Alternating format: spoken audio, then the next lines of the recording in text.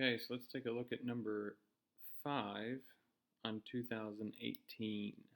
Okay, so for 2005, or for 2018 number 5, let f be the function defined by f of x equals e to the x cosine of x. Part A, find the average rate of change of f on the interval 0 to pi. So average rate of change is just your slope. So we're going to find the slope between 0 and pi. So for part A, we're going to take f of pi minus f of 0 all over pi minus 0. So what you could do is, or what I'm going to do is I'm going to kind of do the work off to the side, and then we can plug in those values here in just a second. But f of pi, we're plugging them into the f function, which is e to the x cosine of x. Okay? So f of pi is e to the pi cosine pi. And the cosine of pi is -1, e to the pi will stay. So I'd have negative e to the pi. So I'd put negative e pi for that one. And then now for f of 0, e to the 0 times cosine of 0. E to the 0 is 1. Cosine of 0 is 1. So this is just 1. So this would be -1 all over pi. Nothing we can do to simplify that, so that is your average rate of change from 0 to pi. Okay? For part B, that would be worth just your 1 point. Okay? Part B says, what is the slope of the line tangent to the graph at x equals 3 pi halves? So we're not writing the equation of a tangent line. Instead, what we're doing is just finding the slope of that tangent line. Okay, so the equation for f is e to the x cosine of x. And what we need to do in order to find the slope of a tangent line is find this derivative. So when I take the derivative, I'm going to need a product rule. So the derivative of, or keep the first times the derivative of the second. The derivative of cosine is negative sine, plus keep the second term and multiply by the derivative of the first. And the derivative of e to the x is just e to the x. And what we're going to do is, because it wants the slope at 3 pi halves, we are going to plug in 3 pi halves. So e to the 3 pi halves, negative sine of 3 pi halves, plus cosine 3 pi halves, all times e to the 3 pi halves. Okay? All right. So e to the 3 pi halves would stay. The sine of 3 pi halves, remember 3 pi halves is at the bottom. You could also use your chart. Sine, cosine, 0, 6, 4, 3, 2, 0, 1, 2, 3, 4, 4, 3, 2, 1, 0. All students take calculus.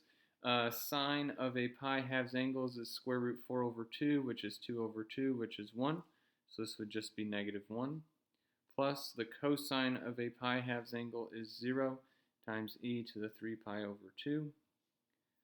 So 0 times anything goes away, so that would cancel out. And the answer here would just be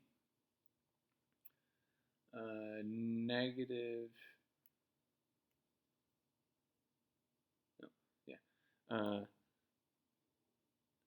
the sine of 3 pi halves is -1, so it'd be -1. So that makes it +1. Yep, I forgot that negative. So e to the 3 pi halves would just be my answer. Okay?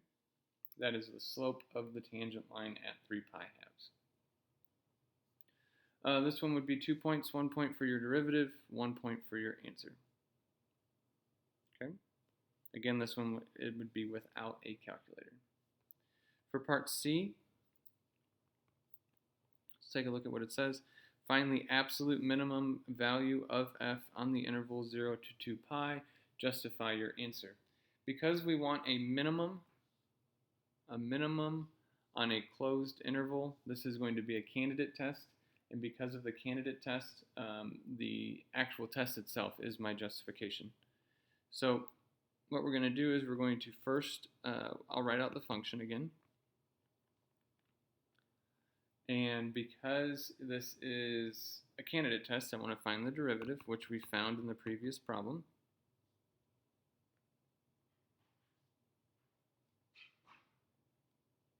and then I'm going to set that equal to 0.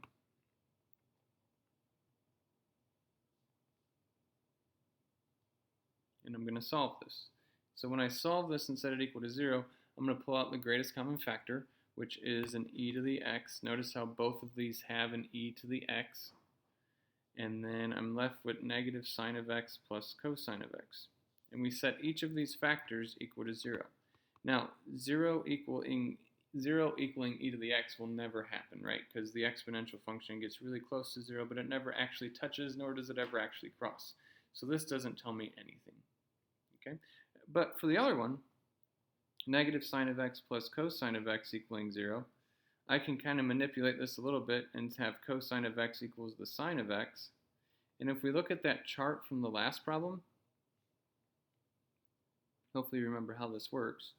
If not, I could go back over it another time. But notice how sine and cosine both have the same value at a pi-fourths angle. So in order for them to be the same, they both have to have the same sign. And sine and cosine both have the same sign in quadrant 1 and in quadrant 3. So what pi-fourths angle is in quadrant 1 and quadrant 3? Pi-fourths is in quadrant 1. All the way over in quadrant 3 would be 5 pi-fourths. So those are the two places where my derivative equals 0. As far as the candidate test is concerned, we're going to plug in the endpoints and the two critical numbers that we found. These are my critical points. Okay, so 0 pi-fourths, 5 pi-fourths, and 2 pi. Okay, and we're going to plug them into the original function. So let's do that over here. F of 0 would be e to the 0 cosine of 0. E to the 0 is 1. Cosine of 0 is 1, so this is just 1. F of pi-fourths would be e to the pi-fourths cosine pi-fourths. E to the pi-fourths would stay. Cosine of pi-fourths is square root 2 over 2. So this would be equal to square root 2 over 2 e to the pi-fourths. For the next one, f of 5 pi-fourths would be e to the 5 pi-fourths cosine 5 pi-fourths. And the only difference with this one is just that 5, it'll make the cosine negative. Okay, the cosine value negative, and it would be e to the 5 pi-fourths. So negative square root 2 over 2 e to the 5 pi-fourths. And then for 2 pi, f of 2 pi would be e to the 2 pi cosine 2 pi. E to the 2 pi stays. The cosine of 2 pi is just 1, so this is just e to the 2 pi. Now, it does ask for a minimum, so that's kind of nice because otherwise some of these, without a calculator, we may not know exactly what they equal or which one may be the biggest or the smallest.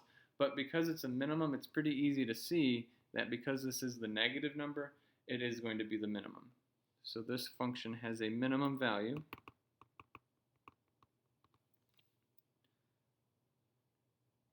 of negative square root 2 over 2 e to the 5 pi-fourths at x equals 5 pi-fourths.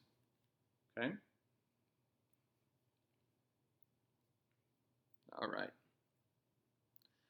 This one would be worth 3 points. 1 point for setting the derivative equal to 0.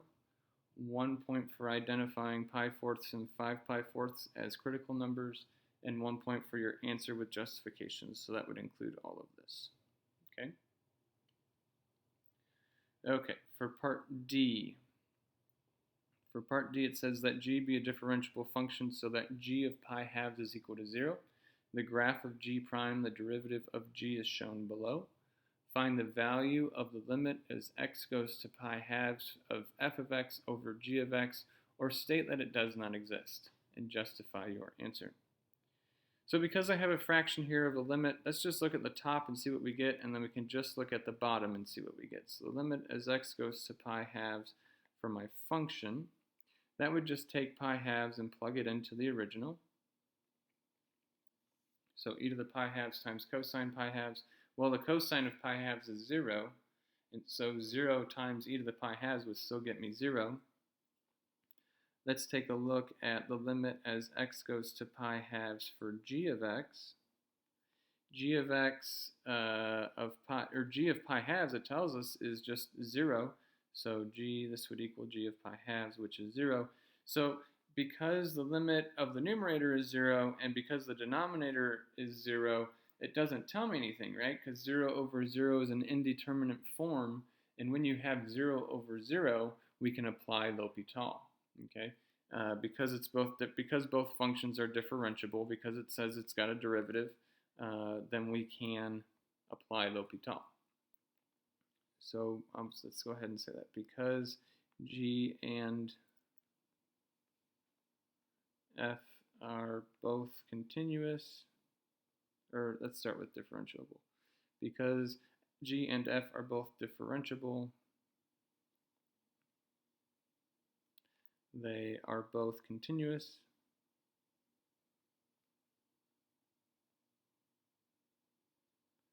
and we can apply L'Hopital.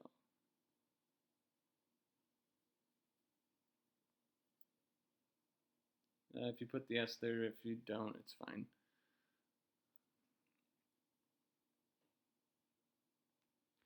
Okay, so by L'Hopital's rule, all you gotta do is just take the derivative of the top, take the derivative of the bottom. So if this is my original function, we're going to take the derivative of the top.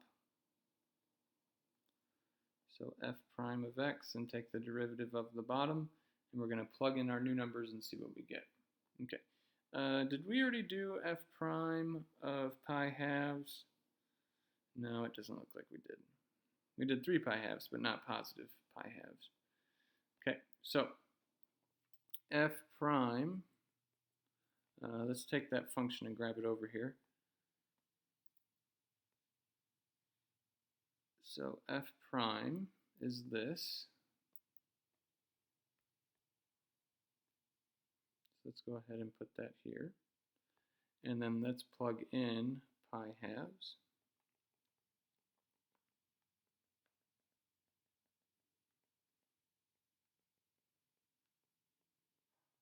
And then simplify it.